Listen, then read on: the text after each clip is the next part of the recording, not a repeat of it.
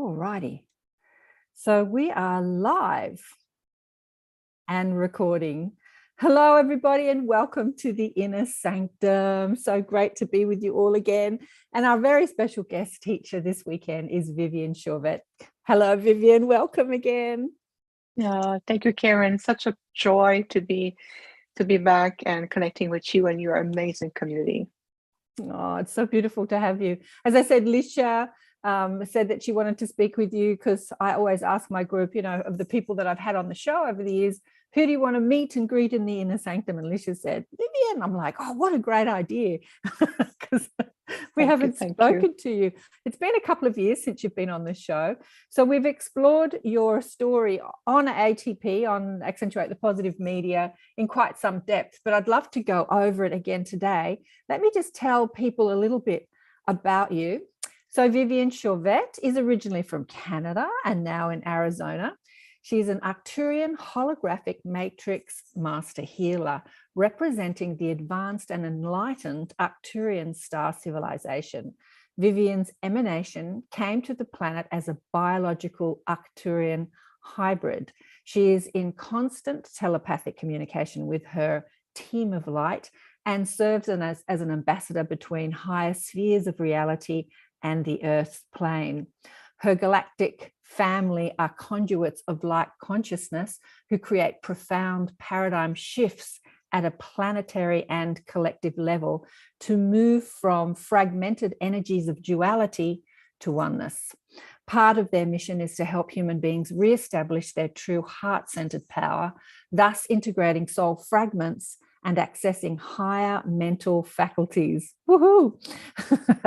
Her inspirational hybrid life story has touched the hearts and souls of thousands of people throughout the world. And on your website, it says, our mission, intergalactic intelligence, perceives human beings as essence of light expressed as sentient physical life forms. We are here to awaken you to your true self and origins.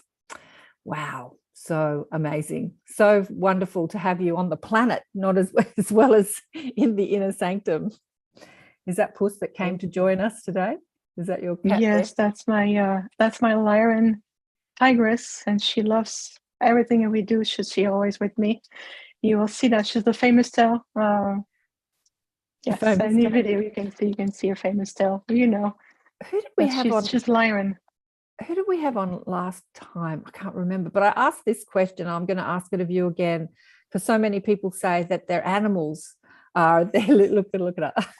Their animals are from, their soul or consciousness is quite an evolved soul that's in an animal form that's here to be with people like you, starseeds, that are here specifically on a mission as companions. Is that what you experience with your cat? Yes, let's start here since she introduced herself. So she's very much of a Lyran soul, and I'll tell you how I know about this. She originally was found by a friend of mine in a parking lot in the middle of summer in Arizona. She was like a little tiny ball of light, just 8 weeks old. And so the first thing that my friend did is call me, says, oh, I got a kitten on my hand, what do I do? And I said, bring her over. I knew it was a her because I already feel her. So I said, bring her over and then we'll go from there. So she came to my house, and then this little 8 weeks ball of love and energy and life was 2.2 pounds at a time. Look at me in the eyes and start telepathically telling me, yep, I look around and I decided that you're going to be the one taking care of me. I said, oh, okay. And then she followed me in the kitchen and she pointed like, look at me, and she looked at the pantry. She goes like, the food is there and then you're going to feed me now. And she starts screaming at me. And so I fed her, and that was the beginning of our life together. Now, literally. So one other thing that she's here to experience at the soul level that was revealed to me is that she wanted to experience the life of a cat. Like, what does it feel like to be in that form, that physical form? But she wanted to make sure that she chose me as a guardian, a caretaker, as she's also helping me with my energy, because she knew that I will love her so much and take care of her that she will be able to allow herself at the soul level to experience what she's come to do. And so much later on in life, her body became in this distress. And in spite of all my effort, there was something more that needs to be done. So I rushed her to an emergency clinic, and I was not able to go inside the clinic with her.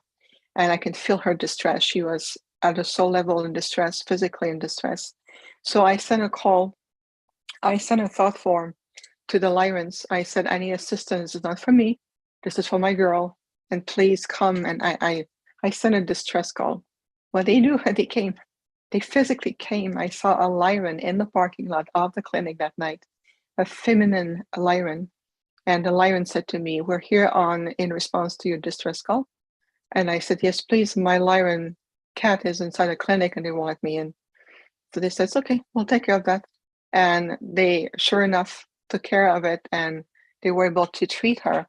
And the moment the Lyran left, they brought my girl out of the clinic in her carrier, and she was just like pouncing in the carrier, like, get me back to my mom, get me back to home, and I want to be with you. So they brought me the carrier and they said, here, take her home. I said, yes, this is what I'm here for. And I brought my girl and I thanked the Lyran, and they explained to me her origin as a Lyran and then what she's come to experience at the soul level. And she knew that as an Arcturian, that we would be together on our path. And she chose me. She already knew that she was going to be with me. This is why she refused to get help, or she didn't want to do anything with anybody else but me. And she's with everything I do, all the healing work I do, online interview, when I talk to community, when I do online events, she's always around me. And I can feel the alignment too. So in a nutshell, that's my connection to introduction to my tigress girl. Oh, that's so beautiful. Thank you for sharing that story. I think that many of us can relate with our animal friends, that we've known them for many years, in maybe not in this earth, but from another dimension. And, you know, as I understand it, I think that souls who come to experience the polarity of the earth dimension often start off as animals. It's an easier life. They don't have so much emotional turmoil to deal with like humans do. They don't have as many negative thought forms or stressful thought forms like humans do. And then people like you, Viviane, who come with a mission, they come to keep us, you know, keep as a companion, our fur babies, our fur friends. Yeah, absolutely. They're just as important. And so I'm really, really happy that we're starting already talking with souls who come from other places, and they come into whether it's a bird, an animal, a cat, a dog. The thing is, one of the things that the Arcturian are really teaching us a lot is reverence for all life. We were turning to the reverence of living in harmony with all life. This is very important, especially on this earth, where there's so much diversity of life expressed in different form and conscious life, including the earth herself. She's a celestial sentient being, just in the form of a planet. So many of us will relate to that, where our companions, animals, and even in nature, animals, they have such a consciousness. We know that dogs, cats, birds. I mean, you look at the story with my own tigress, and it's important to reopen our heart center, where we are really honoring life at that level. And they come here to experience, to help, to assist at different level. Lyrans, we know they have reached already the 12th dimension reality. What they do is just send out a soul splinter, a soul fractal of themselves. But when they come, and I know that others also have similar Lyran connection, when you come and you are in this, when you share the same so-called physical space and time as one of the galactic being, like a Lyran, it changes you. You can tell that you have to be very much in resonance with that presence, because that night when the Lyran came, the female Lyran, and she just gently turned and start communicating with me very clearly. It was clear telepathic communication, like sharp. I had to go into my Arcturian self, like really blending into my intergalactic. Then my Arcturian father came and they came for you to respond to your call. So just attune your internal gateways attune yourself to their frequency. You have the capacity within you. They were coaching me.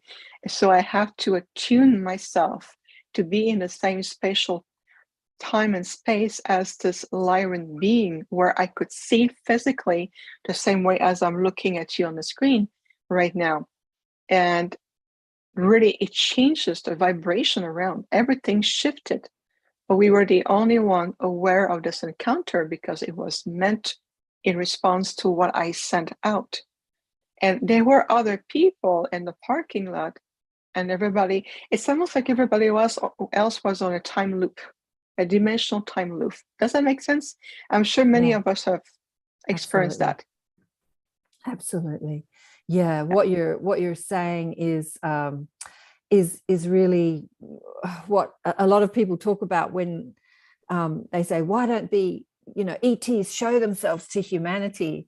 And yet they could be all around us, but they vibrate at such a different frequency that the cones and rods in our eyes just can't perceive that speed. It's like, I've spoken about this many times, when when a fan, you can see the blades of a fan when it's still or when it's slow, but when it goes so fast, it becomes invisible. So to you could perceive the Lyran as a physical entity in front of you, but people in the car parking lot couldn't. They could probably feel the energy, but they couldn't see the being. Is that right? That's a powerful point you're making, Karen, because of course we all sentient. So the other people that night, I'm just talking about that experience, people that night who were there were just simply in a different space consciously. They were not in resonance at the same level, even vibrationally, to be able to perceive that there was an actual extraterrestrial being in the parking lot with us. But of course, the higher part of themselves must have picked and felt the presence, feel the shift. And some people were like either responding in different ways. But the thing is that sacred space was very quick and at the same time non-linear. It was no longer a three-dimensional experience. We were completely in dimensional perspective. So the way I perceive the Lyran is the way the Lyran wanted me to perceive her, and vice versa. So that's one thing I understood, is that they have the ability to readjust how they come to you. Like for example, with Arcturians, with my core group, they have the ability to change their form if that's more in resonance with you. So I'll give you an example of this. My co-host from my podcast, The Infinite Star Connections, my co-host Jeff, who is also amazing and a good friend of mine, he kept telling you, your Arcturian father looks like Poseidon. And I'm like, no, he doesn't. He goes like, I'm telling you, he looks just like Poseidon. And I said, okay, I'm going to get to the bottom of this. What is this about this image with you and Poseidon? Turned out to be that my friend Jeff asked my father, I want you to look like the Poseidon when you talk to me. So my Arcturian father says, of course, I will project that form for you, because this is what you're familiar with. This is how you energetically perceive me as. But they have nothing to do with that legendary, character.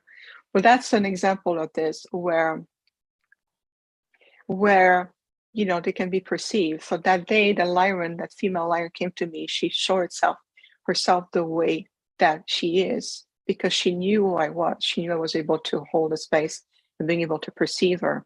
There's a good question: is that why we see orbs, Lydia? Well, that's another way. Orbs can be consciousness projected. It can be a light, conscious presence, light shift. So whenever you are in resonance in the same field as of the being, whether it's an orb, a portal, an ET being, an angelic being, your guide, where you are reattuning your sense, you're no longer just utilizing your physical senses, you're moving beyond that space. So when you see an orb that will be physically appearing to you, and I know many people have taken pictures of orbs, they are real, 100%. That at that point of time, you have to see that there's an imprint. If you take a picture and you see them on your picture, that imprint is because they have allowed a dimensional imprint to take place so your device can capture it or your physical eyes can capture it. So I always says is seeing beyond the senses. You're seeing with your being, you're seeing with your third eye, you're seeing, you're perceiving what those orbs are. I see orbs all the time myself. When I'm in session, when I do consultation, I will look around like this. I say, oh, yeah, they agree with me. Oh, they want to tell you this. I see a silver orb. I saw a blue orb. I just saw a flash of light, or a portal just open up. That's because I am in a different space. I open this, what we call the holographic space, to allow this kind of exchange or communication to take place, if that makes sense. Absolutely, makes total sense. So when the Lyran appeared to you, what did you perceive? What did that being look like to you? Yes, of course. Thank you for asking. So that changed my perspective of them. The way it's a feminine energy, the way this beautiful Lyran chose to appear herself is very humanoid, meaning head, neck, all of this, very humanoid, but more of a very advanced feline humanoid being. I can see like a little pointed here. That makes sense. Not elvish by any sense, or more like feline energy.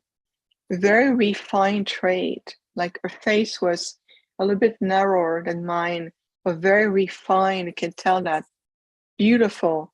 And because she was in her light body, her skin appeared as pure white light.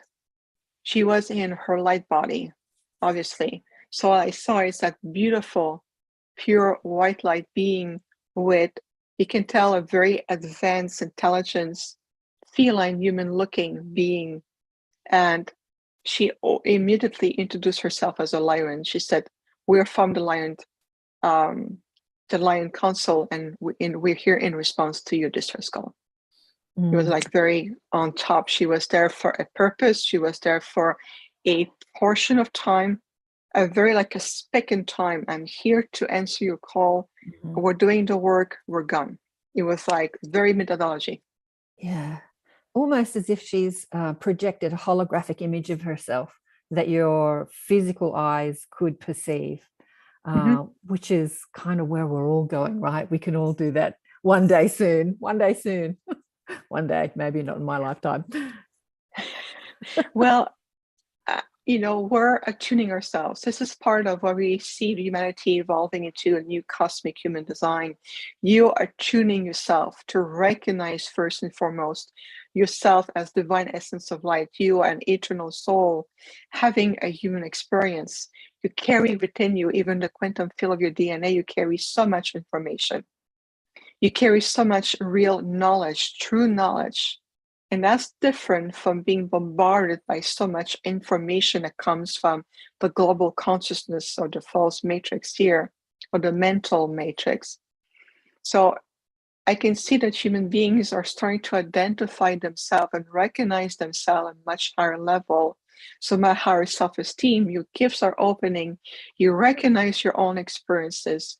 Many people, and many of you watching right now are part of this community, have had your own experiences, and they are valid 100%. And no matter, it doesn't matter who says that it's true or not.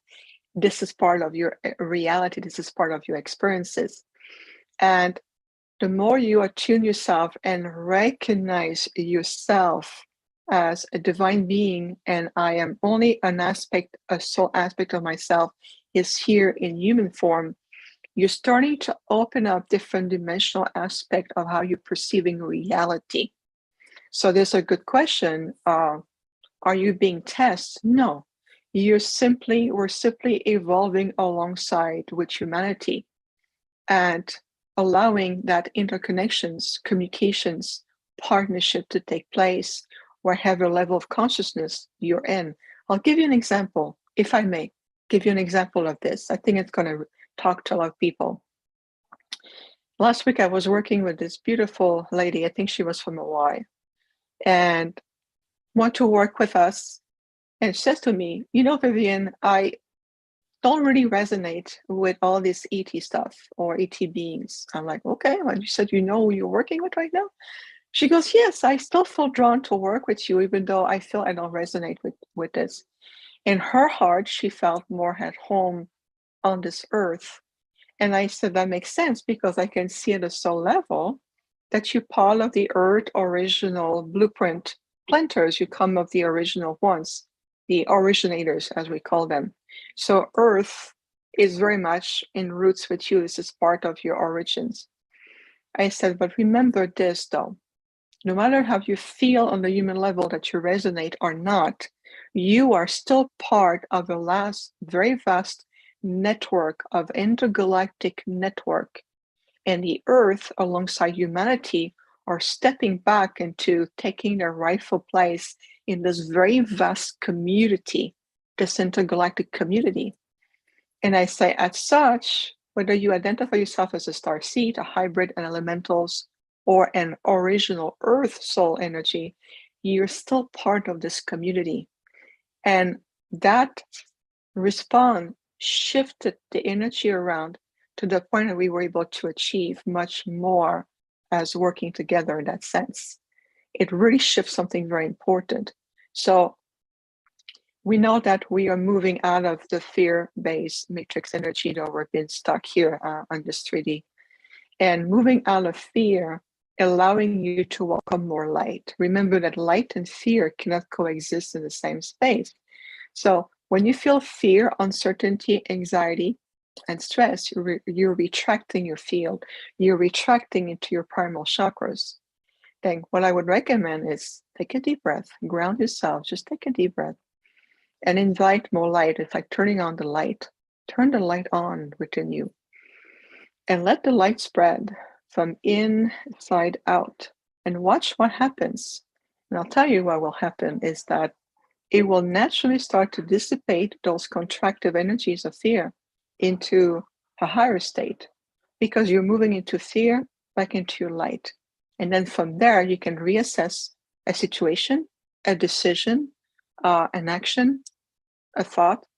You can redecide at that point and being able to reset yourself. Does that make sense?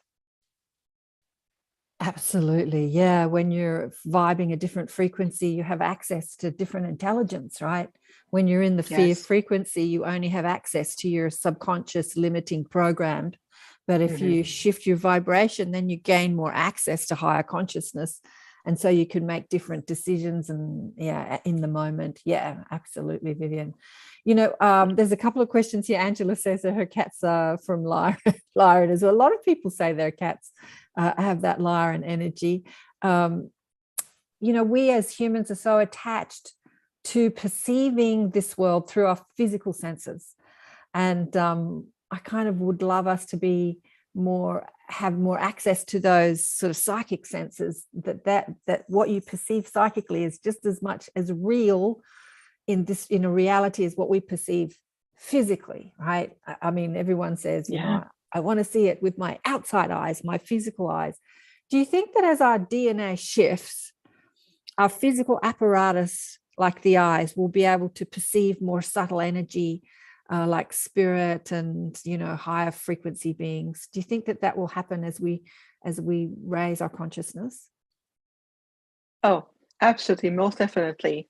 That's really much in resonance with the DNA evolution. The more we activate and have access more consciously into a higher structure of our DNA that it was designed to be. And we know that the Pleiadians has been play a big role in this, having more a multidimensional strand, so helping really accelerating the human consciousness evolution.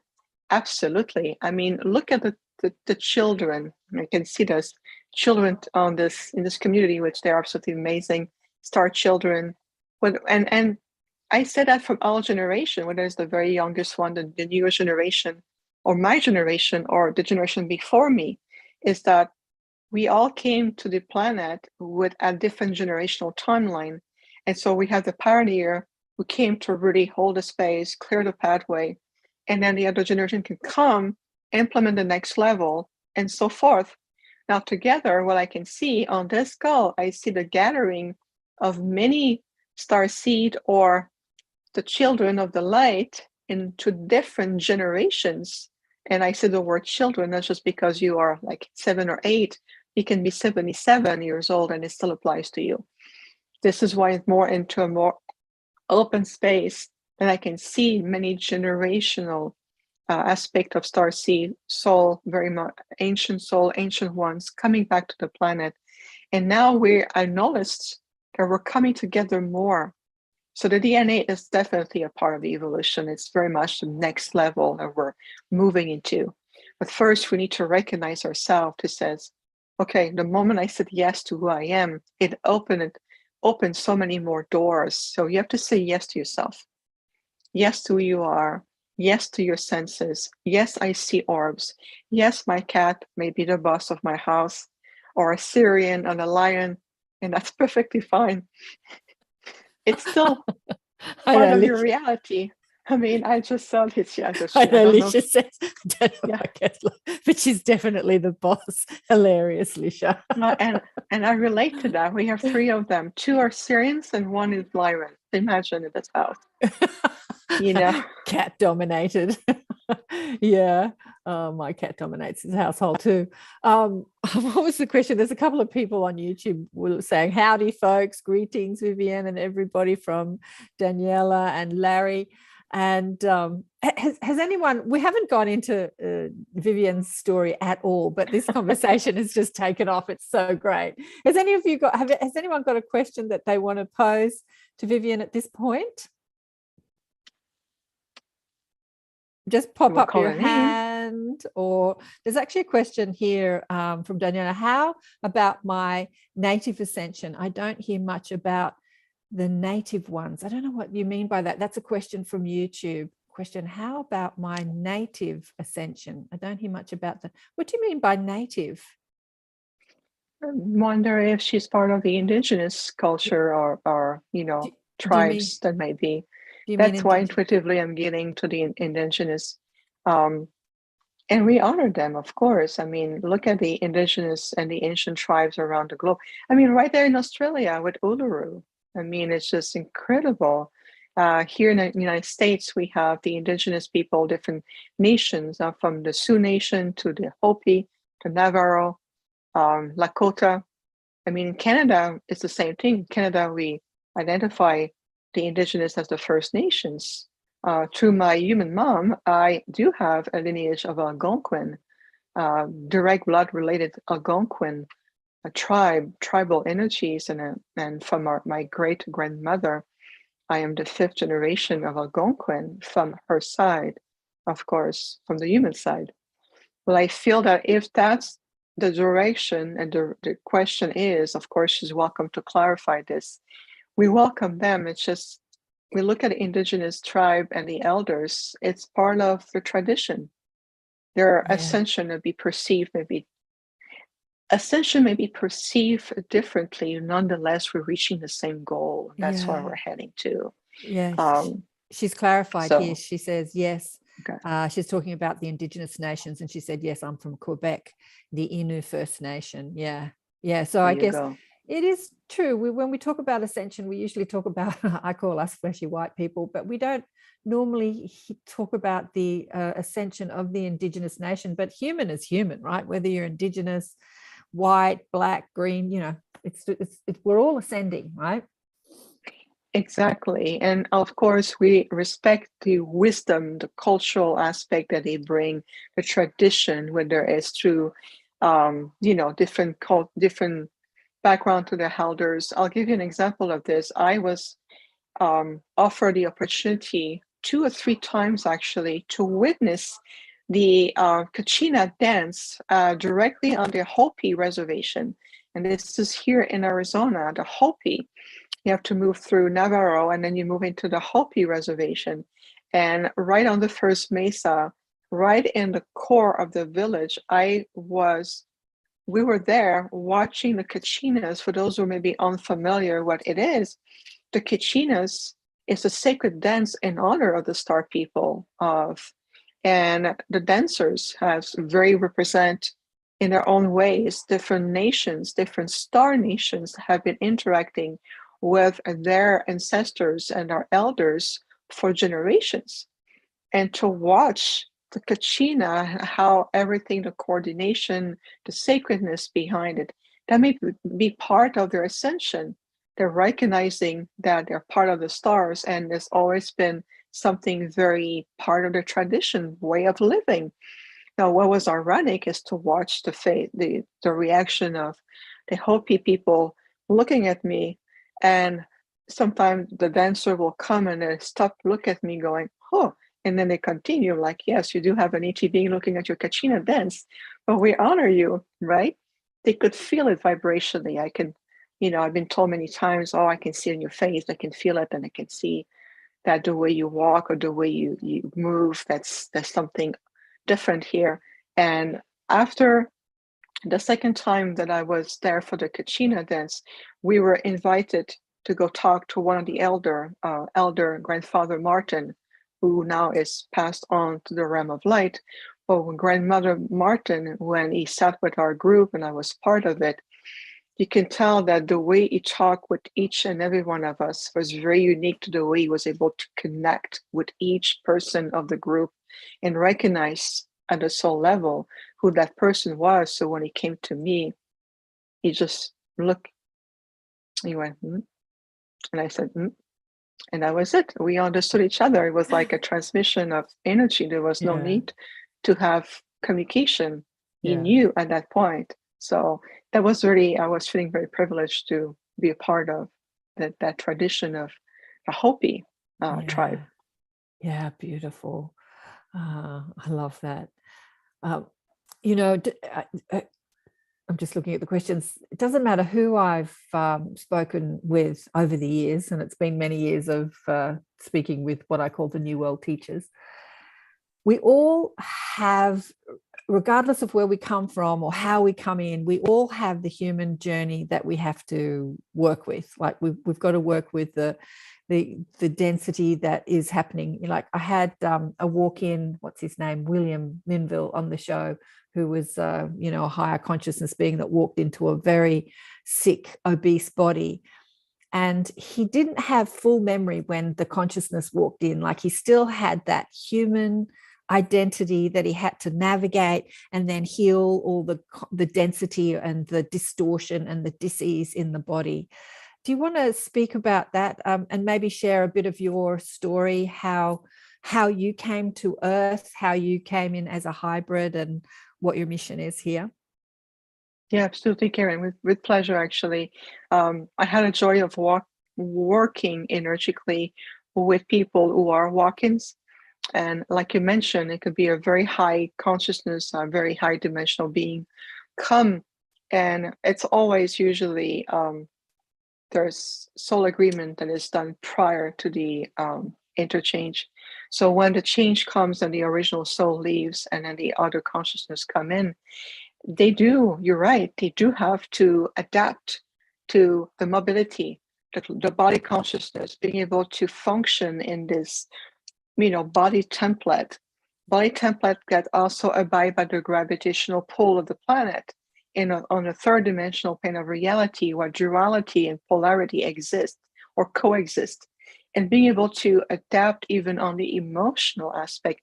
I'll tell you one thing that I'm always amazed with is the human emotional faculties. I mean, human being as a civilization carries such power just in the emotional field.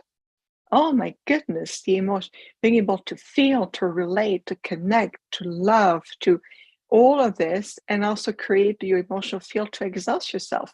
Because emotion can also exhaust your energy, especially if the mental mind gets on top of it. So the level of opportunity to step into self-mastery is immense. Imagining being able to bridge higher mental faculties with your emotional capacity. So, I mean, there's no stopping. I mean, what you can create collectively. Just a group of 1,000 light workers can just shift and change the phase of the direction where things are going. So this is why we're very keen on constantly repealing that get to know who you are, understand that there's more to you, understand your own power that you have within you, beyond your story or your upbringing or family background, cultural background, tradition that you've been exposed to, or patterns that you've been ingrained with. You've learned from them. They served you to a certain degree to where you are now, or what else there is. And so the walk-ins come and they right away lost memories of who they really are, and they have to learn to retrain themselves to rediscover who they are in this new form. But at the same time, you have to see that so many souls come from different systems, not only for assisting and teaching and healing and uplifting the consciousness. The counterpart of this is also to learn what a human being is about. Where else would you go? I mean, telling you, the earth is just, the earth has the capacity to accelerate your ascension and your self-mastery like no other places. It's phenomenal here. And this is why the counterbalance to that is, how do you enjoy, how do you really be in sync with human experience? It's not just about, I'm a star seed, I'm a hybrid, I'm an angelic being. But what about experimenting? What does this human aspect has to teach you, bring you? We always says, Gaia remembers you. Gaia's Mother Earth, Mother Terra, she honors you. You've been here before. Maybe it's your second time or your 20,000 times. It doesn't matter. It's the fact that she honors you. And so we always says, you say yes to the path. You say yes also to the blessing, the opportunity, the experience that comes with it. And right now, especially, that's what we were talking about earlier with our Cosmic Spring celebration. It's retrieving that bliss into our life, accessing, whether you are walking, rediscovering who you are and the challenges, but the beauty and the grace that you're going to be experiencing, or whether you're the original soul, is balancing that. So I just wanted to sparkle that energy into that, because that's very important at this point to also embrace the time that you're here. Because really, the time that's given to you now, it's a very short time in space. In the quantum field, it's a very short time. And I hear that a lot with souls who passed on. It's like, oh, I wish I would have really continued. I wish I would, expand myself. I wish I would have allow myself to be more adventurous, to seize opportunity, to say yes when it was a time, to allow myself to really explore. I hear that a lot with souls that passed on, depending on, where they are on their level, if that makes sense. Absolutely. Yeah, I hear that a lot too. I think that one of the most important things that we can learn is just exactly what you said, is that to understand that this experience that we're going through, doesn't matter how traumatic, we've chosen it and we wanted it, and the trauma that we experience as trauma, or the suffering that we experience as suffering, is what we've chosen to challenge ourselves and to challenge our soul for the evolution of our soul, rather than seeing it as something to resist and get over and push away. And I don't want that, like to embrace the contrast, to embrace the problems and see it as the obstacle course that we chose, right? It's, higher consciousness beings absolutely know this when they come to Earth, but there are many star seeds that come into this density and then suffer because of it and say, get me out of here. Get me out of here. I don't want to be here. Yeah. And just like you say, Viviane, once they're out of here, then they look back from a different perspective and go, shoot. Oh, right. What an opportunity I missed. Right. Exactly. Yeah. Shoot. Yeah. It really is, Karen. I love the way you say it, because, and then of course I can hear people thought, yes, it's a nice concept. But when you're in it, it's, it's more challenging. And believe me, my team always put their finger and it says, remember to smile, remember to make a joke, because you're relating to the human aspect. So I always says, thank God for dessert and chocolate and then walk in the park and things like this, because it makes life, easier for us. And especially right now, is it not? Thank God for chocolate. Oh. Thank God for chocolate and cats. There's a few questions here. Yeah, keep going. Yeah, now I know I have a membership in different chocolate company and industry, and they thank me for contributing to their cause because, geez, I need it. I'm telling you. Oh dear, there's a few questions here, and remember, if you've got a question, just pop it in the chat. I won't always see you because I'm looking at Viviane, or put the little yellow hand up. What does Shirley say here? Your birth story on the ship, but appearing to be in a hospital. Oh, I guess Shirley wants to hear your birth story. Yeah, Can we hear that? And there's a few YouTubers that have got. Yes, of course. Naturally, it's always a pleasure to share about myself. And there will be more. One thing that my group has been showing me, and even to my higher self, there's other aspect of myself coming through. So far, what I've been sharing is aspect of my journey. So my birth story, that's why I always says I was born in Canada. That's the point of insertion when I was reintroduced to the earth, to Canada. Because at the time, Canada was very peaceful and quiet. So it was perfect. Many years ago, on my birthday, my 3 Arcturian from my personal group that are assigned to me by my Arcturian father. I have quite a large group of them, but there's 33, 34 of them are permanently assigned to my Earth mission.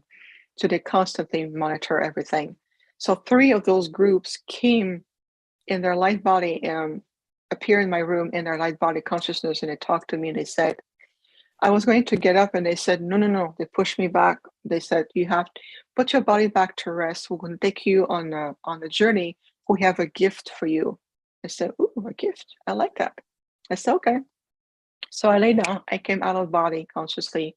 And then in my etheric form, they brought me back in time to the timeline. The timeline means my birth. They said, there's something you need to understand about you. And it is time for you to know. So they brought me back in a timeline where my birth took place. And I said, okay, I'm on board Father's ship. I recognize it very well. I come here all the time. They said, yes, but there's something else.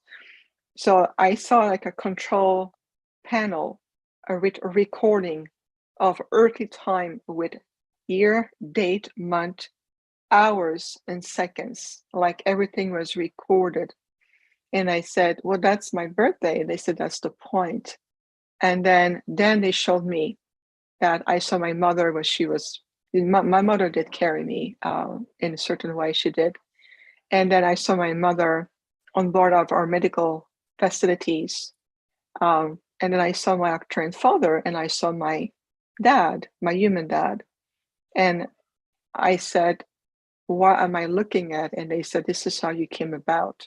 They said, when you were ready to come out of your mother womb, we have to make sure that your body will be viable.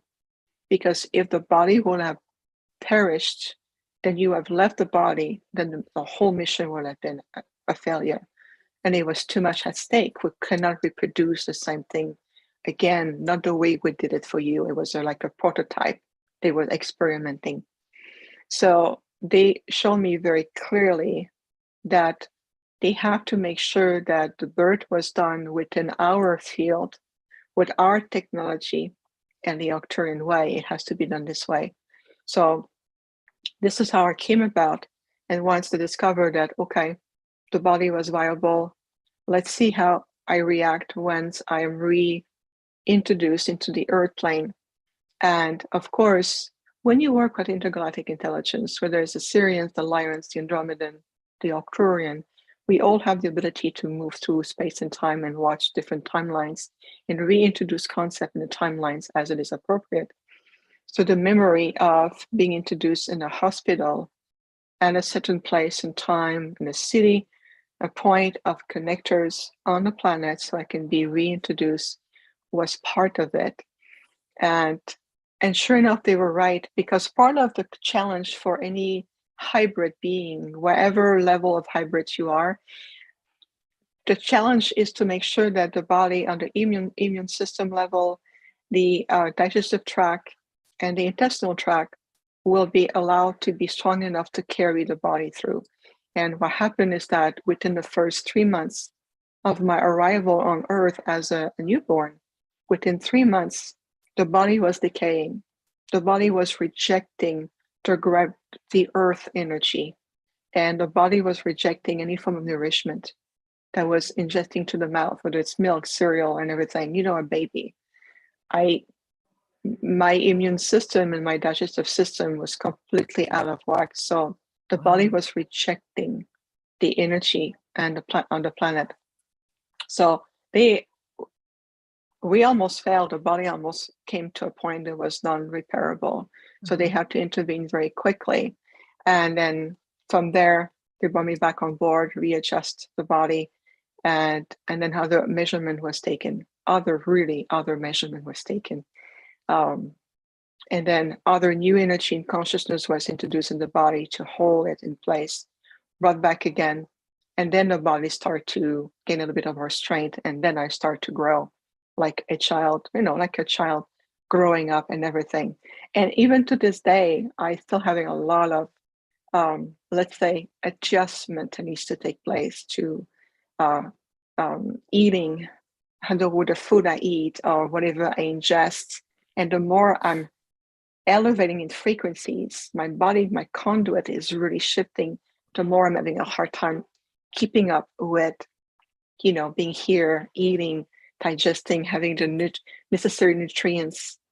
Even to this day, and I'm a lot older than 3 months old now, but it's just that, I'm still having challenge to this day. So imagine how far we've gone and how much work it's done constantly to maintain my physical body. The thing people tell me, Viviane, you look a lot like a human. Well, yeah, I need to be. If I were 12 feet tall, very lanky, and then being able to stay here maybe, an hour at a time on the planet, what good would I be if I need to be working with all of you and make a significant difference of anchorage on the physicality? I wouldn't be able to do that. So my body has been adjusted so many times around. I don't know how many versions of my body is now. They constantly shift the body and to adapt. And so I am going to be going into another upgrade very soon, because I'm coming back again in the same cycle where food is no longer complying with me. I'm having a hard time digesting or keeping nutrients because I am shifting faster than what is provided here. So they need to fill the gap and help me with that. Wow, that's fascinating. I think that's what we're all going through as we're ascending. As we shift vibrational frequency, then what we've done in the past is no longer a match to the new frequency. And so we have to change our eating habits. We have to change, some of us don't. Some of us just got it happening. Looking at you, Kevin. There's a great question from Annalise here, actually, and which is relating to this. I would like to know about the angelic human DNA activation 12 strand, and we're wondering what we can do to assist this. Also, ascension timelines and the importance of the year 2022. A lot of questions there, Annalise. A few questions there, but do you want to come on and ask that? You're muted. You want to unmute yourself? Where is she? I've lost her. Here I am. Hi. Hello, Viviane. It's I love this conversation. Thank you so much for being here. I just you hear a lot about DNA activations, and there's a lot of information around. I do feel that there's a lot of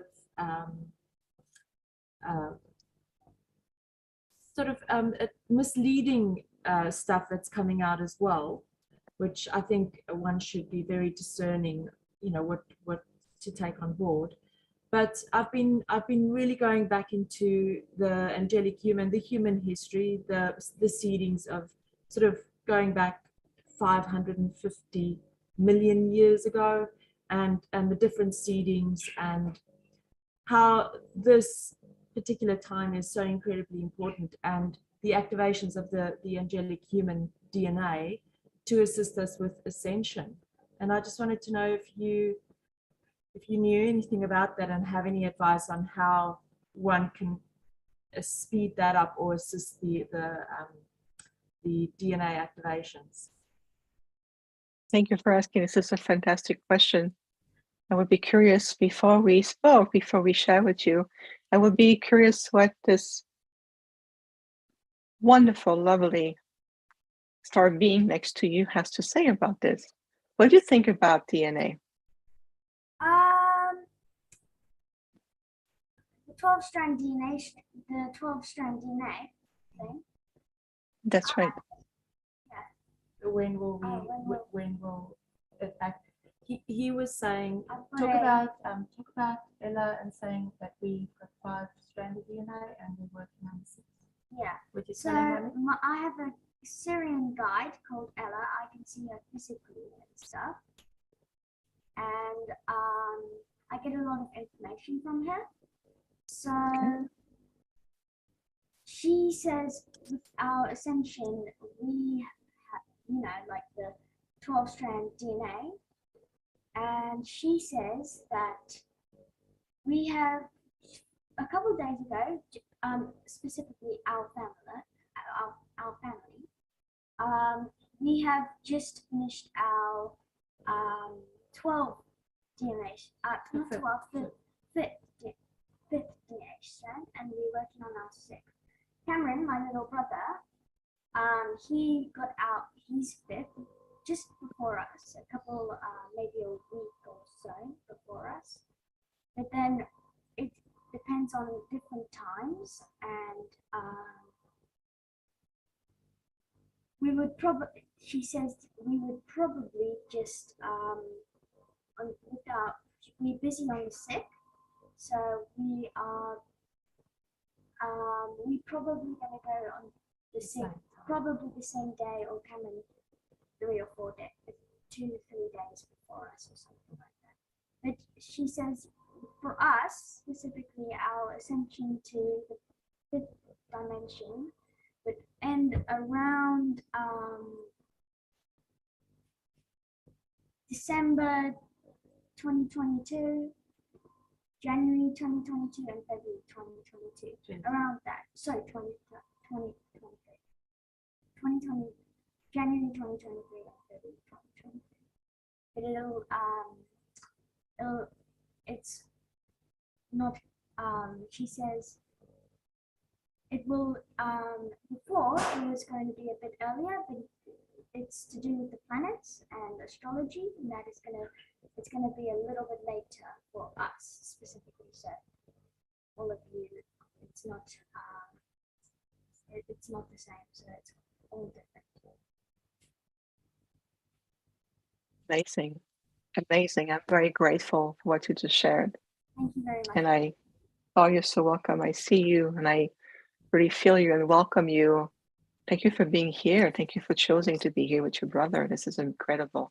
Thank you, Viviane. No, yeah, of course. What a golden opportunity to let new generation to speak about this, especially with the Syrians. And I do work with the Syrians. I see them. And you know what they like to do? Yes, you know what they like to do? They come to my room right here, and I have my eyes closed because I work with people to help them heal themselves. And they come and they play with my hair. They like to touch me on my head like this.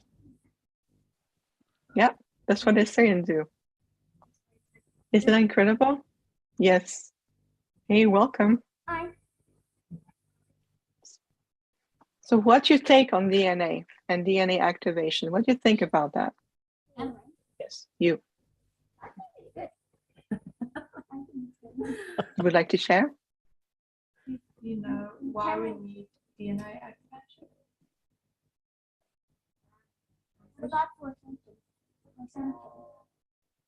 To raise our frequency. Yeah, I love I asked Ella, what our birds, my 2 birds, well, Cameron's bird and my bird, Solo and Disco, our budgies, I asked where their soul originates from, and she said Arcturian, both of them. Wow, that's incredible. Both of them? Yep, both of them. And Wow. I originate from Sirius. Mom originates from Lyra, so the feline people, and Cameron originates from Arcturus, like you. Yes, I can see that in each and every one of you. What a beautiful intergalactic and human family combined together. I'm very grateful for you today, very much so. And I honor what you say, and you know, it's a pleasure to connect with you. I want to ask you because I feel like you knew, like your guide was telling you, and I feel like it's even more pure Right here. to hear it from you. She's been with me since birth. Like when I was 2 years old, I would always talk about Ella and James. Wonderful. Thank you. We always, when he was a little toddler and he started telling us stories about Ella and that she was just next to him, we thought that she was just an imaginary friend. And we entertained the stories. We thought it was really funny. And then her son came as well, James. And so he's been telling everybody, even my parents, everybody talks about Ella and James, and people just sort of, you know, they just think they're imaginary friends. But Liam's almost 10 and they're still around and they're still in the house. And Ella, and they're definitely not imaginary friends. They real beings. Like I see them physically. What did it look like to you when you see them physically? Well, Ella is she's black, so she's a black skin, and she wears a pink dress, and she wears a pink hat, and on her pink hat she wears like there's a flower on her hat. It's like a hibiscus flower. Wow. And beautiful. She sometimes wears a leather jacket, like when it's cold. Yeah, when it's cold or something. She always wears. When it's cold, of course. Leather jacket. That's incredible.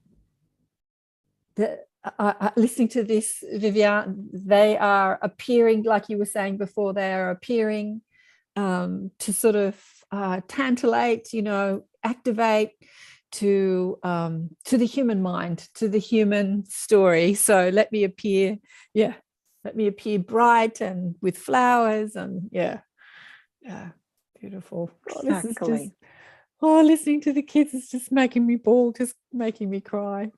I think it's absolutely incredible, and I'm very happy that you were able to speak. And I can tell your brother is more Arcturian because as a child we're a bit more shy. We don't talk too much. It's a different level.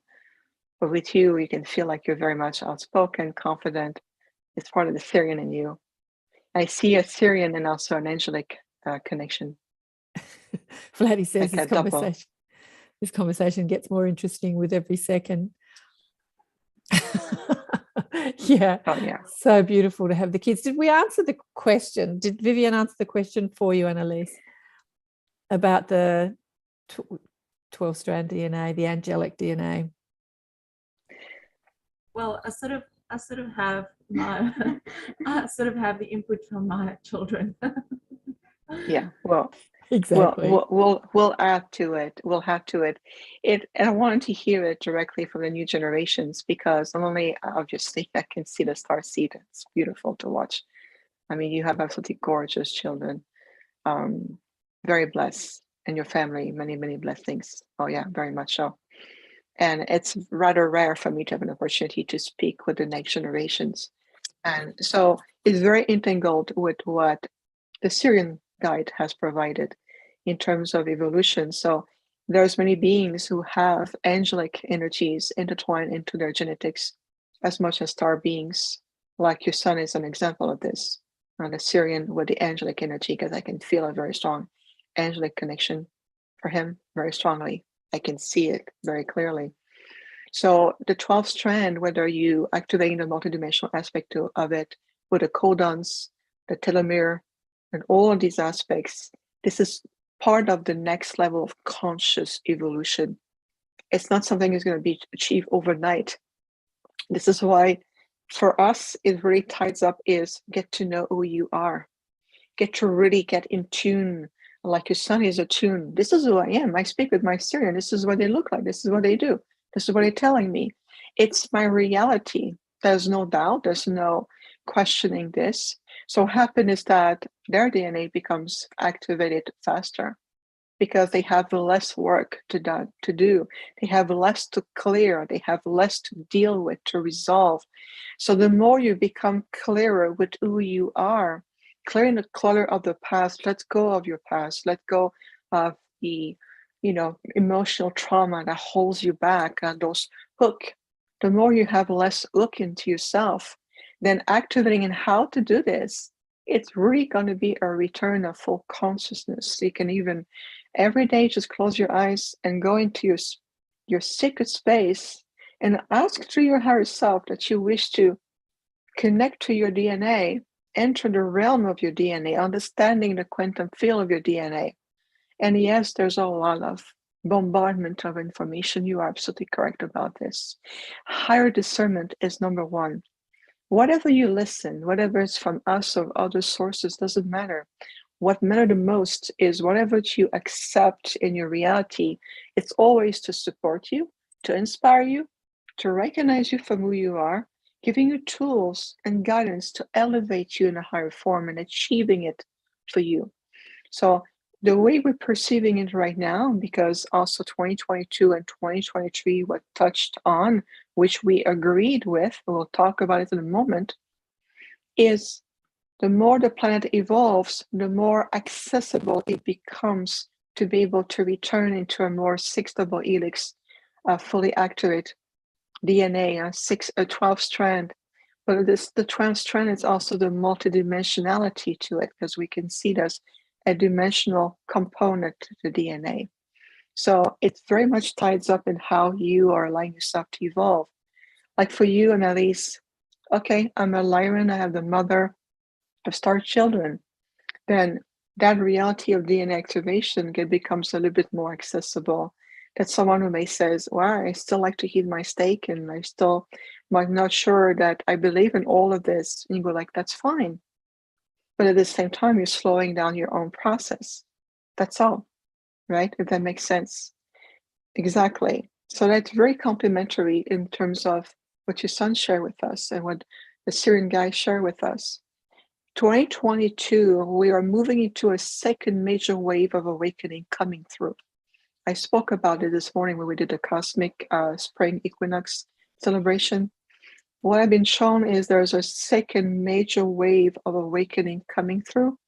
That means there's going to be another large portion of the population will giving an opportunity to wake up, to step into the light, start to question, ask different questions, being able to recognize who they are. And probably many of you, since you were a child, right, starting to come back to that reality of who you are. That second wave is coming in. Right now, there's a lot coming in March. It's very condensed. We know that. You're still in that contractive energies. That's because there's such a lot of purification, a lot of purging coming in. The old structures are being dismantled, exposed, open up. And so we understand that. What to do with all these changes? Anchor yourself in your light. Come back to the certainty of your light. Breathe. I am who I am, your I am presence. April is a pivotal month. May, we're moving into another conjunction of light. May, June and on, it's going to be huge.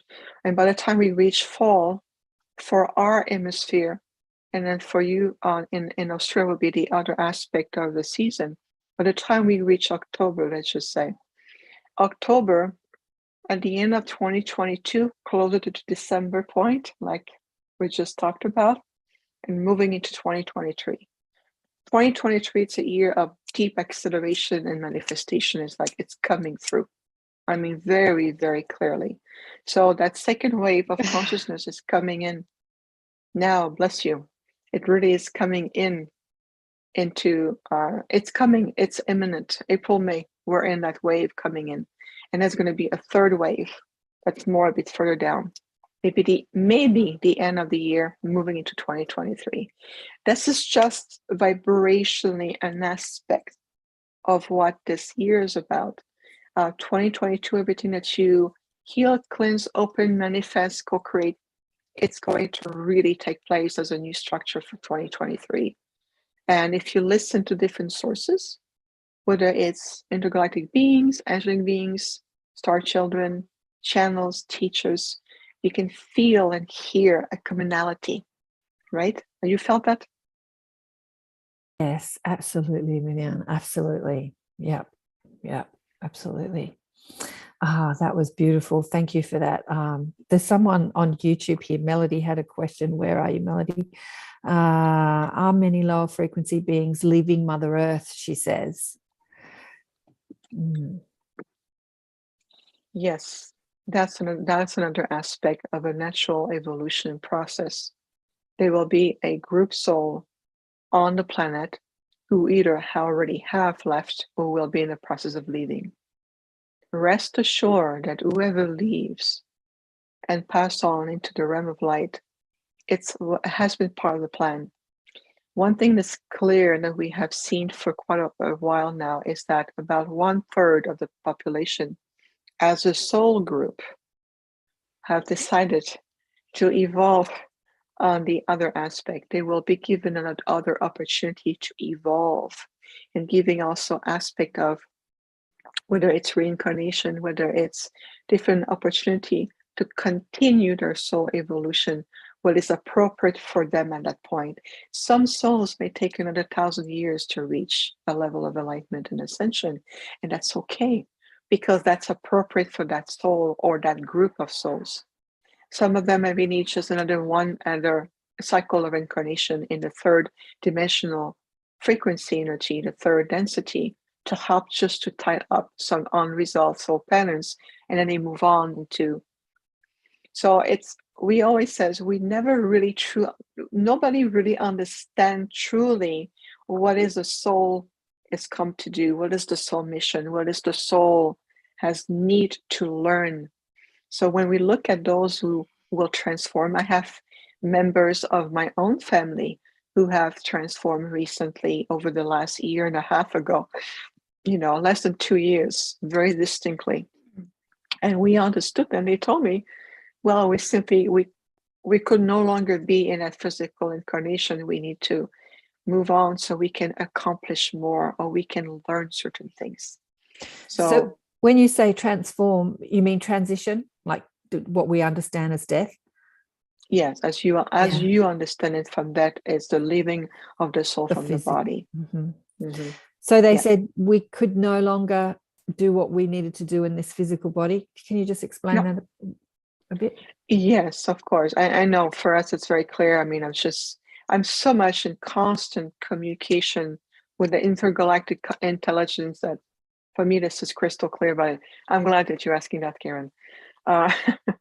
So what we mean by that is that, for example, I have 2 very close, very dear family members who died physically, if you want to call it this way, okay, within each other, within 8 months of each other.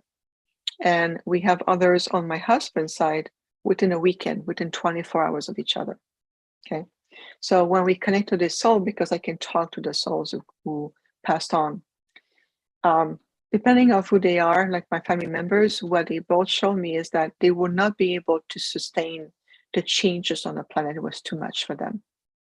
There's too much what was going on. They were never meant to be within the ascension process. They gone as far as they could, and it was always part of their soul journey to leave at a certain point. They knew at the soul level that once they were reach a certain conjunction of consciousness and light on the planet, that was their time to move on. Wow. Leave the physical body behind, yes. And interesting. And it's very interesting. It really is. Yeah. And I have learned that looking at how souls evolve.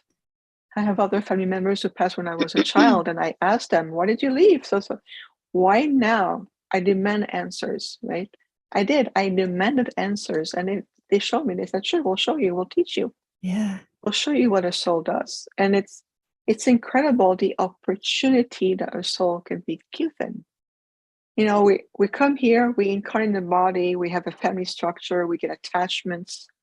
We form bonds, careers, and then we do things, and then we get very attached to this life experience. Yeah. When a time to leave, you go, oh my God, there's a feel of loss, there's a sense of disconnect. Yes, to a certain degree there is. At the same time, looking at what is the soul is doing. And the same thing with your animals, cats, dogs, birds, they also move on. Yeah. I mean, right? But We you know, all experience that. But they have their physical form has, you know, shorter lifespans than the human form. And so they might move on. This little soul has been in a black body, in a black cat body 3 times. He's been with me 3 times. He was a girl the first 2 times and he's a boy this time. Woo! Oh, baby boy. Love them. Lisha, I'm thinking have you got any questions, honey one? You were unmuted before. You were like, sorry, I didn't realize I was not on mute before. Where are you? I'm trying to find you. Do you want to come on camera? There you are. Oh, yes. Can you see me? Yeah. There you okay. Go. I don't have any questions right now, but I'm just soaking in everything that you're saying. Is just amazing.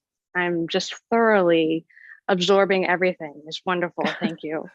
You are most welcome. I was saying to Lisha, she's had, got a whole mouthful of braces at the moment, yeah, which might be hard to talk.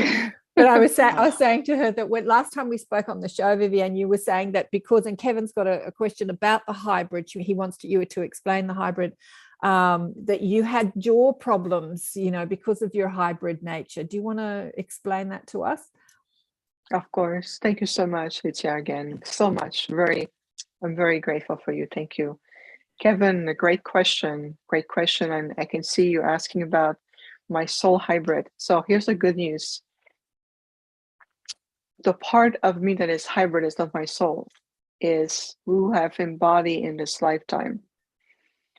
And I'll explain what it is to be a hybrid. What does it mean? Is there's different level. There's a lot of different level of hybrids, including human beings to their DNA and their gene pool and all of this.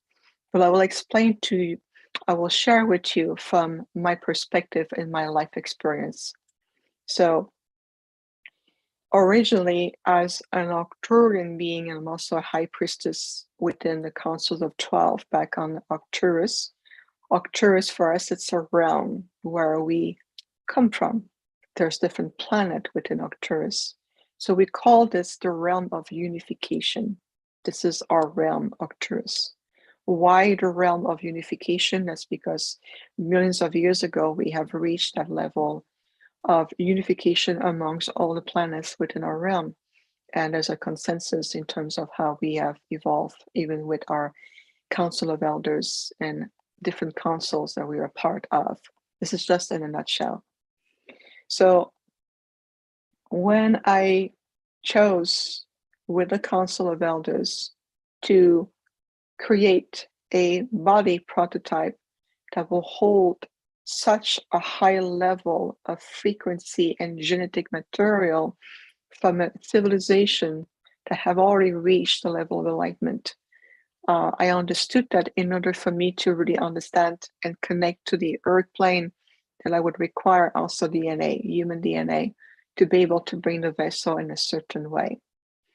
So my soul and a soul aspect of myself, as just a soul aspect, like a splinter of my soul, agreed to come into this embodiment, this physical body that I can navigate and be here and talking with you and doing the work that I do. And I want to talk also in a moment where we're going next, because we're going to be going to South Africa very, very soon for a lot of healing work we're going to be doing there. So in order for me to do all of this, I need to have a vessel, a conduit, a physical conduit that will be just enough adapted to the earth energy so I can function here and yet remain in complete conscious, etherically and on the multidimensional level in connections with my intergalactic group. They constantly feed frequencies through my body, and I anchor those frequencies onto the planet and everybody we work with. So at a soul level, I am still my original self, so to speak, but I just agreed to be born or incarnated into this physical body. And this body is a highly hybrid, because my body is a prototype that was engineered and created by the Arcturian and with the Council of Elders to answer the call of what we're going to be doing. And what I've been sharing so far publicly, work-wise, what I've been doing over the many few years is just an aspect. There's going to be more that's going to come later on. But it has to be also, as the more we reveal ourselves, it has to be in a certain junction where people in the consciousness are ready to receive it. So there will be more for later on. But for today, it's explaining that my soul essence, it's very much originally coming from Arcturus in this hybrid body, which is a genetic blend of different level of gene pool from the Arcturians and some of the group. I know I have some Andromedan in me as well, with human aspect, so I can be here in physical incarnation. The way that I was brought about, because the Arcturian are such one of the highest level of intergalactic beings, we cannot function on this earth. We couldn't be here physically. That's impossible. It's too dense, it's too compressed, the vibration are too polarized for us. So we have to come up with a solution. So I just push the envelope to the next level. It says, let's crank it up, so to speak. Let's make sure the body is essentially intergalactic with just enough human aspect so I can function here, and yet to be a very powerful vessel. Now, there are different levels of hybrids. There will be those will be a union of a mother and a father human, where the mother is pregnant, the intergalactic group comes and interact and bring more DNA strand or bring different level of genetic material, that the body itself will be considered an aspect of a hybrid, even though their original spark is human. If that makes sense that way. And you hear that a lot more right now. The word hybrid becomes more popular because it's become more accepted. So people will come out and says, well, I'm also a hybrid.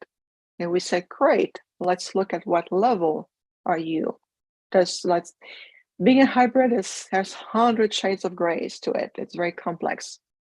Human beings, you would say, well, yeah, that's nothing special. Human beings are hybrids. They are, but at the same time, the original soul spark comes from this earth. And then the original vessel comes from this earth. It has been received a lot of gene pool from many, many, many other intergalactic groups that make the body or the human beings a royalties and intergalactic royalties, because you carry so many frequencies from other groups. At the same time, you're still adapted to this earth on the original part. I know this is a bit more complex and we speak in a way that sometimes I feel like a bit like a riddle. But the thing is, listen with your higher consciousness, listen with your soul. You understand it. It's part of your being. You know it. So that's what we're going to say right now about this. Yeah, I'm getting much more, as you're speaking, I'm getting much more clarity on the whole thing. Yeah, like every human body species is a hybrid. But, as you said before, you had a mission to hold a certain amount of light, and so there was an adjustment of the DNA and holding a physical form that is able to receive and hold a specific amount of frequency, and that adjustment, I'm thinking of that movie, The Adjustment Bureau. That adjustment was difficult.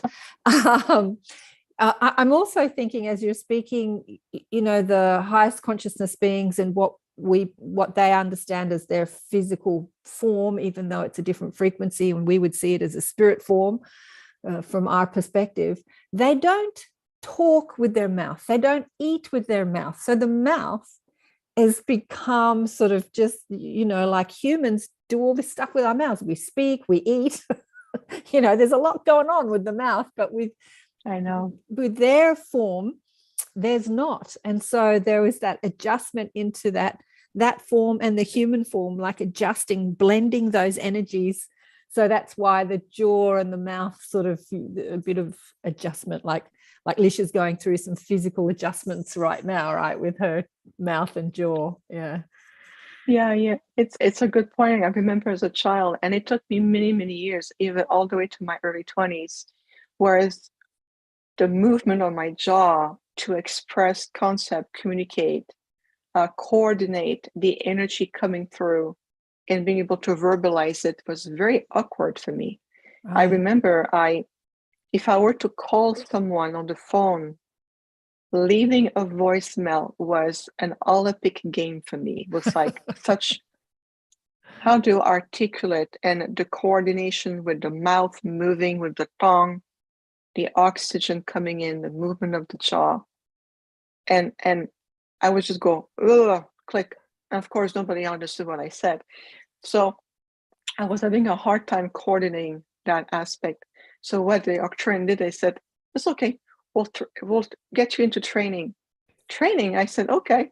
So my very first job out of college, okay, I just freshly graduated from college. My first job was within the educational field. I was working for the headquarters of the biggest school board in Montreal. They oversees, I don't know how many schools and educational center.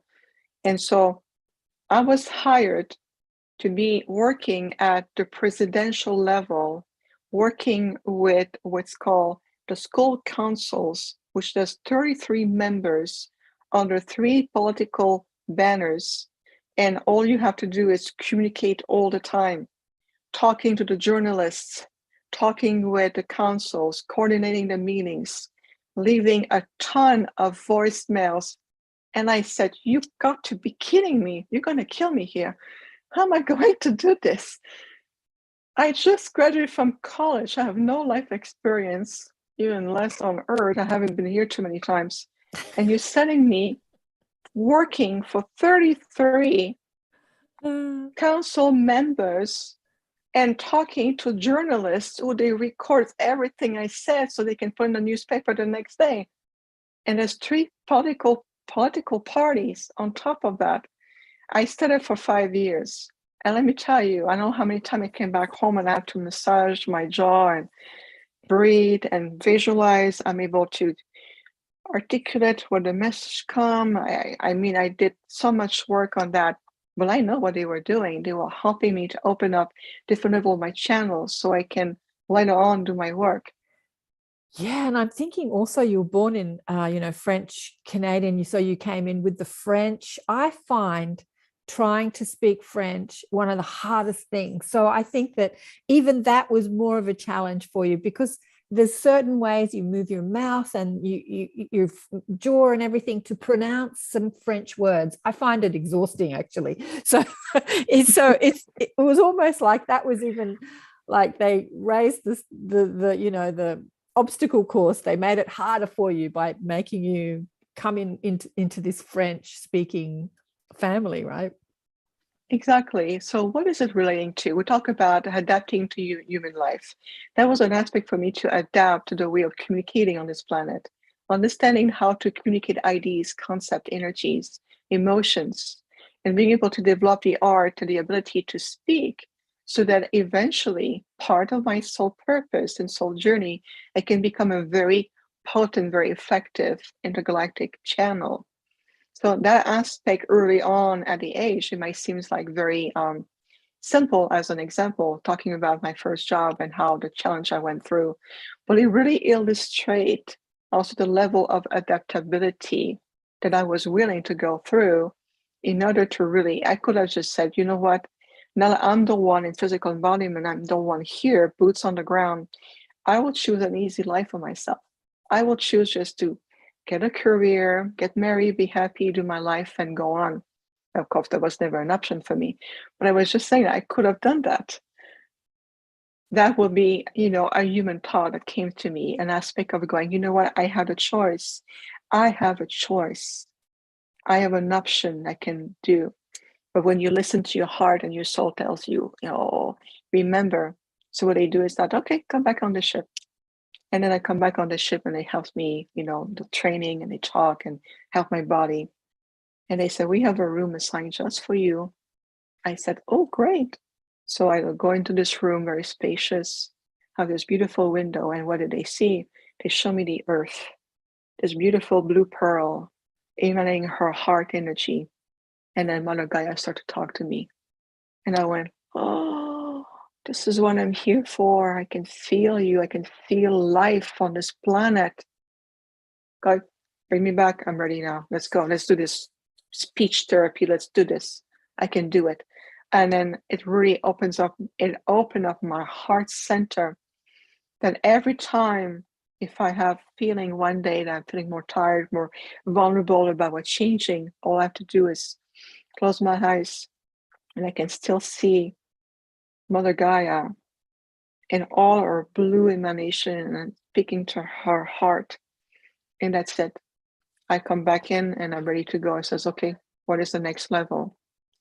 And it really is what brought me and really get me going so much, because I can feel the consciousness of the complexity of life and what we are accomplishing, what this is moving to, where this is going, the design behind it. It's so grander, much more magnificent than what has been showing to us and what we've been moving through, all the COVID and the pandemic and the lockdown and all of this. I'm telling you, this is just, it's scratching just the surface of what's really happening and what we are co-creating. It's just amazing. Absolutely. Absolutely. You're getting lots of love from the YouTube tribe. Paul says here, wow, Viviane has come so far. She's amazing, amazingly articulate. Yeah. Not only, working the jaw, but moving from French to English. Yeah, you are amazing. It's been, what I'd love to do, if nobody else has any questions for Viviane, I'd love to do just what you were talking about, some sort of activation meditation to tap into who we are in service to Gaia, that visualization of looking through the ship and looking at Gaia and just reveling in her beauty and her essence and her consciousness, and how you felt. So, because so many star seeds or new world teachers or difference makers, say that they came because they had a conversation with Gaia and they came specifically for her. Like there's this relationship between her, the consciousness of Gaia, of Mother Earth, and the consciousness of the being who's incarnated into the physical form. Yes, please, Fiona says. Beautiful. Yes. Be yourself. Be yourself. Be yourself. So could you facilitate something, just 5-minute, activation? People can tap into their own mission, who they are, why they're here, and what they've come to bring Mother Gaia, that relationship that we have with her. Absolutely. That's just very important. It's also reconnecting your physical body as your body matrix your body is a human energy system that you are evolving through as well. So the more you are nurturing your roots and connecting to the core of the planet, it helps everyone to remember why you're here. And it doesn't matter which generational line you came through. It doesn't matter what background you are. Are you an intergalactic being or a human being or an angelic or an elemental? It's right here, right now, we are sharing the guardianship, steward of a celestial being that we know as Gaia, and we call her Terra, but it's the same, it's Gaia. And how can we help human perspective and relationship to Gaia is to really opening your heart center. It's really also the bridging between your thymus chakra, your higher heart, allowing with the roots of the grits of your feet, and feel that I may not be originally part of this planet. However, I honor this planet. I honor this world. And I honor the reverence of all sentient life evolving here. This is part of the core teaching that the Arcturians are bringing in. It's the reverence, the return of the reverence for life. It means the reverence for your own life. You need to honor yourself, honor your body. And it doesn't matter what numbers was put on your body. It doesn't matter whether you're 10 years old or 99. It makes no difference. It's the return of that sacredness. So let's do this together with honor and pleasure. Of course, it's always a privilege for us to be of service and being able to harmonize ourselves and just to feel that, okay, the earth may not be my original home, but at the same time, when I am here, I am at home. So think of it as your second home away from home. And we honor this together. All right. Are we ready? Yes, I'm getting yes. Perfect. Alrighty, so make yourself very comfortable. Thank you for closing your eyes. Let's just take a few deep breaths. We invite you to put one hand as much as you can on top of your heart and the other hand on top of your solar plexus. It also activates a sacred gateway of nourishment within you. So one hand on your heart, one hand on your solar plexus. Let us breathe consciously, deeper and slower, welcoming the sacred life force energy within you, embracing your body template, embracing the life force energy, your inner chi.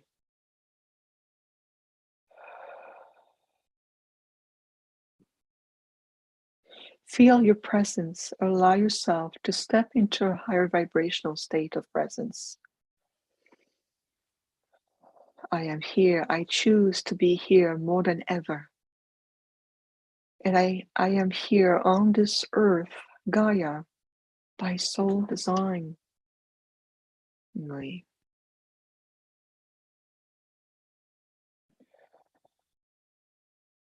now on the next breath, let's bring your awareness down to your feet, activating the sacred grids of the sole of your feet.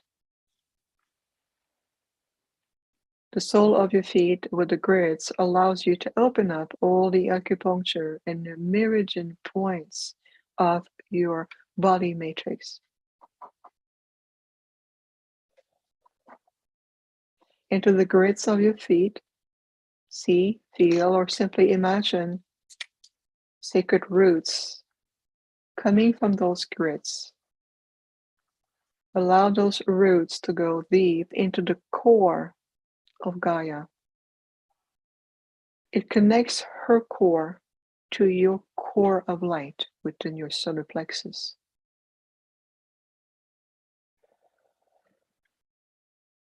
Imagine those powerful etheric roots of light connecting you with the sacredness of Gaia as a celestial conscious being, a very beautiful planet.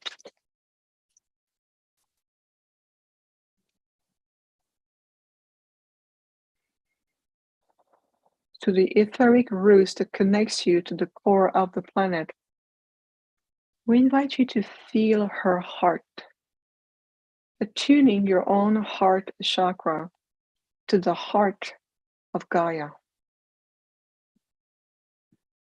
Allow Gaia to nurture you, nurture your body template, nurture your soul and your heart. Remember within you, even at a cellular level, what you've come to do. Remember that you answered the call when she called you back home here on this earth.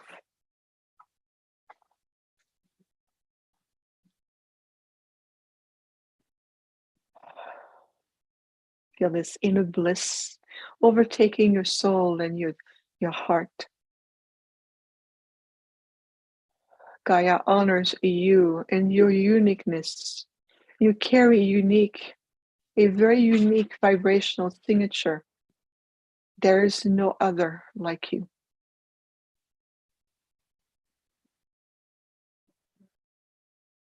Your frequencies are welcome to nurture the earth, elevating her consciousness, clearing the grids, also elevating the global consciousness that you are a part of.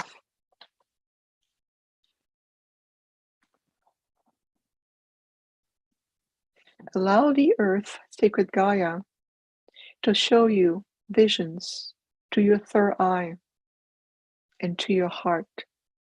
Visions of you as a soul prior to your incarnation, helping you to remember what you truly came to do. Whether you're here to anchor light contribute to consciousness.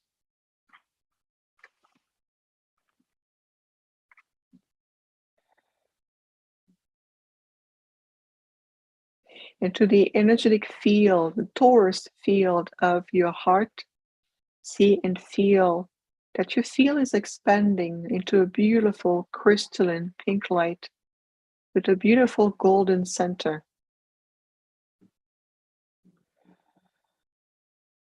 Let us join together through the unity of our hearts, the unity of our torus field of this beautiful crystalline pink golden light. And let's spread this light throughout the entire planetary grid.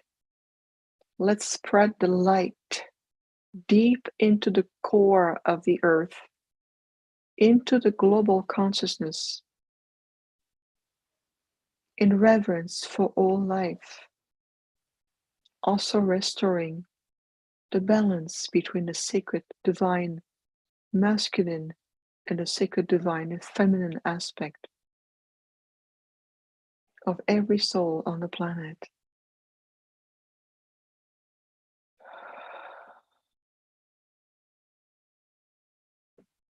You have the power to choose differently every day. You have the power to live in harmony with your ecosystem from wherever you are on the planet. You have the power and the ability to connect to the earth consciousness every day.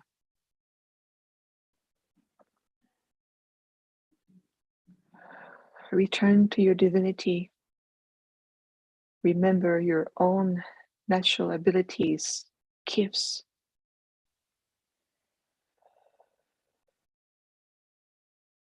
Into your I am presence, affirm, I am in oneness with Gaia, and Gaia is in oneness with me.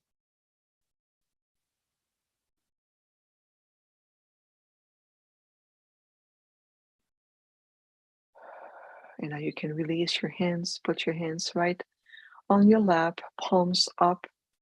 Let the energy expand into your field.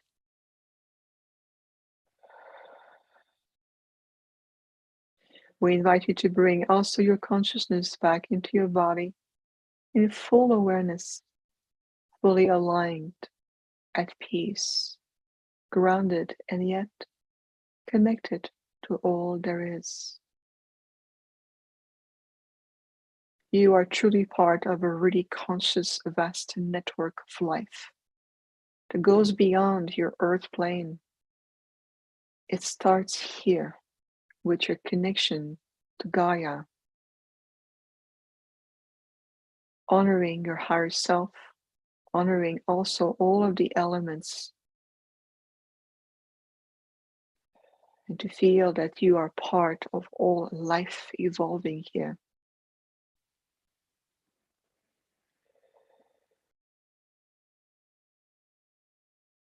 And let's take a deep breath through your heart. Breathe in and release.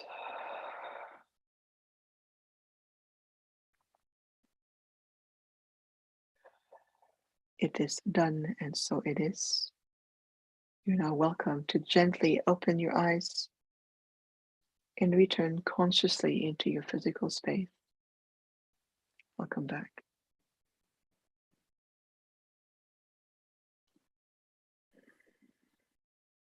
Oh, thank you, darling one. That was absolutely beautiful. There's a comment here from Judy, which I'd love to address as well as asking you, because I think this is an interesting comment. Gaia is screaming in pain and her humankind is ignoring her. How can human attitude change? I'd love to address that too. What do you want to say to that, Viviane? Well, thank you for asking, Karen. I got a glimpse of that question, which was interweave into today. And so to summarize what just happened, and you're going to feel it, you're going to continue to integrate. It's allowing yourself to harmonize yourself for this earth. And I know that for the star seeds, even the angelic being, it can be challenging to feel that you are at home in a place that feels so foreign, full of different concepts of duality and polarity, and all of these energy and false mental matrix reality. This is beyond the earth. It has nothing to do with the jewel of who she is. Gaia is a very conscious being, and she's holding herself back to hold the third dimensional bridge open so we can ascend alongside with her. Right. Yeah. Absolutely. So this is beyond what has been inflicted upon her. So what I would recommend is just renew, reconnect your partnership to the planet. Remember that you've been here before. Many of us have been. Others have been here very few times. I myself have been here just a few times, just enough to understand how things work here. And other souls have been here thousands and thousands of times. Regardless, remember who Gaia is to you and who you are to Gaia. That's your foundation. And you're here to honor how life is evolving. So as we were doing this activation, my Bengal tigress was very active, moving all around because she understood what we were doing. So the lion came and they brought energy, and I can feel it was a very conscious activation going on. So when you see others walking through life with blinders on, and they're very sleeping, they're very retracted into primal energies, then sometimes a keywords, a keywords or a spark of light, or just allowing yourself to be faithful to who you are. I make fun of a lot because I recycle all the time. Oh, you're obsessed with recycle. I said, thank you. I wish you can be too. Yeah, and what me do you too. think it does? There we go. That's an example of this. I am mindful the way I use water. Buff. You're too concerned with water. I am conscious of water. That's different. Yeah. Mindful. Yeah, mindful and Yes. different. Being mindful and being in pain because somebody else is in pain. It's two completely different energies. I want to address this with a story, because as I saw that, I felt the consciousness of Gaia, and just what you were saying, Viviane, like she's such a highly evolved consciousness, right? That highly evolved consciousness understand that they have a body, but they're not the body. And so therefore, what happens to the body doesn't necessarily mean that I suffer because of it. So my ex-husband, my second ex-husband, was involved in the Hare Krishna religion, right? And the guru who brought the Hare Krishna religion from India to the West, his name was Prabhupada. And he was a highly conscious being who brought this spiritual technology into the Western mind, that sort of Eastern philosophy. But they had this hierarchical system that really doesn't work. But anyway, and so he wasn't evolving his disciples, and they got very jealous. And what ended up happening is that they poisoned him because they wanted to get him out of the way so that they could sort of, be the boss, so to speak. They could rise to the top of this hierarchical system. But what Prabhupada did is, being a highly evolved being, he knew that he was being poisoned by his disciples, and he allowed that to happen. He didn't stop that because of that unconditional love. He understood, as Gaia does, that I have a body, I'm not the body. And she has the same understanding that, she can allow humans to poison her in some ways. And she also, realizes that can shift as we shift our consciousness. But it is our consciousness that needs to shift. And when our consciousness shifts, then we stop poisoning the body, our bodies, her body. We stop poisoning her. But this unconditional love is so strong that she allows that to happen, even though it's not, what she wants to happen. It's a bit like Jesus, the same way. He understood that he had a body, he wasn't the body, and he allowed them to crucify his body in order to teach humanity about unconditional love and who we are as consciousness beyond the body. Yeah, so as much as I don't think she's screaming in pain, she's just allowing humans to sort of poison her in many ways, but she's hoping for their ascension, right? And when we start to ascend in our consciousness, we stop poisoning our body, her body, our body. We stop poisoning ourselves. We treat the body better, right? You need to, because your physical body as an energy system, we can see that holographically, the human body is shifting. And so is the earth body as well. And you can tell by the grids and even the electromagnetic grids, the crystalline energy coming through. We're moving into new structures of light. And I see that a lot with light workers who have been on their path for a long time, that physically the body is shifting. So we're shifting our perspective, the human perspective of, I am here, I have a body, I have a consciousness. And there's no longer a separate aspect of self where you become the full embodiment of who you are. And from there, it's tremendous what you can reach. And it's going to take time. At the same time, the good news we can see is that it's happening faster. Yeah. It really is happening faster. So keep joy and trust in your heart. Nothing is in vain. Everything contributes to the elevations. And we're moving really fast, and we're getting a lot of assistance, guidance, whether it's to the masters, the realms of light, the enlightened intergalactic groups. We are really, really getting a lot of assistance because we are starting to more and more walking side by side with the intergalactic community as equal. And that's a big, big shift we see, and a big quantum shift we see. Yes, sorry, my grandfather is here and he was talking to me. Yes, it's a big quantum shift that we perceive the human being is trying to, you're perceiving yourself for your true value, your true worth. We are equals. We're working with you in partnership. What you can do because you're physically on the planet, there's a lot of things we cannot do. So it's very much a partnership together, collaboration, and recognizing your worth, your value, who you are, your power, that you harness within you, your capacity for love, compassion, empathic responses, your capacity to assist life has no equal. So we are returning to walk together as equal. This is very, very important to remember.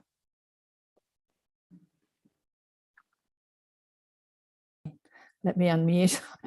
I'm multitasking here, doing a million things, trying to find myself. Where am I? Here I am. Put myself back on spotlight. Dying, what a beautiful way to finish this conversation. Thank you so much for all that you do. Thank you for being on the planet. Thank you for bringing your wisdom and your light to the planet, and just tell people about how they can get in contact with you. You've got your YouTube channel. Do you want to tell people how to find that, and your website? Yes, of course. So I am posting in the chat room right now my YouTube channel, Viviane, my full name, the French way, and Viviane Chauvet, Galactic Healer.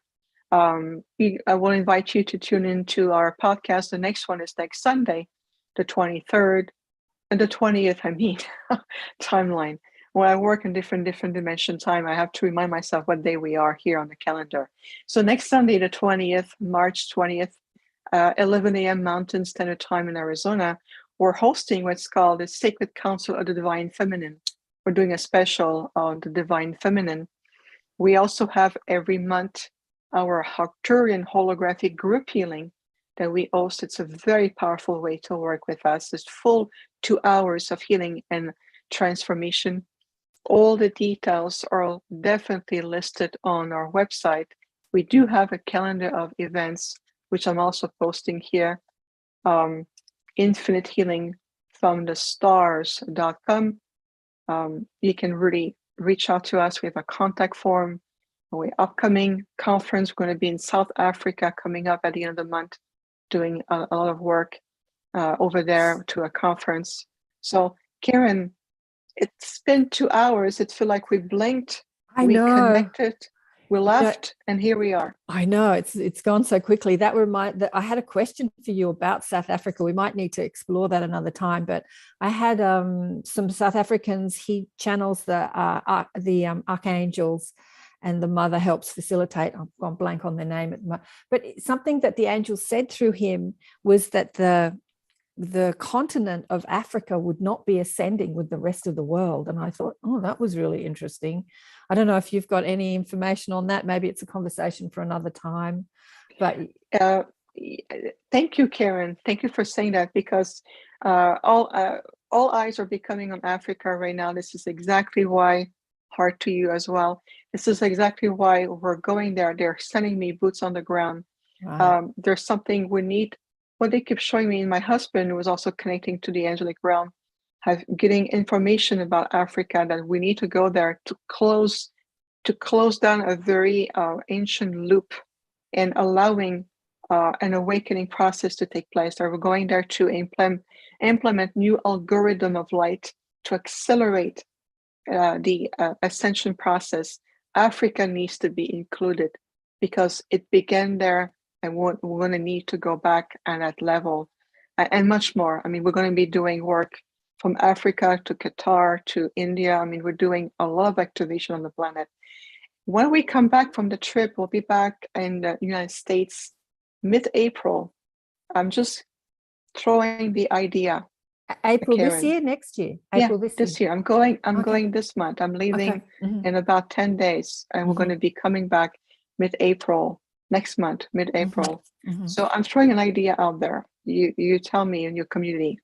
When we come back from South Africa, we're going to be receiving a lot of new downloads, work, everything.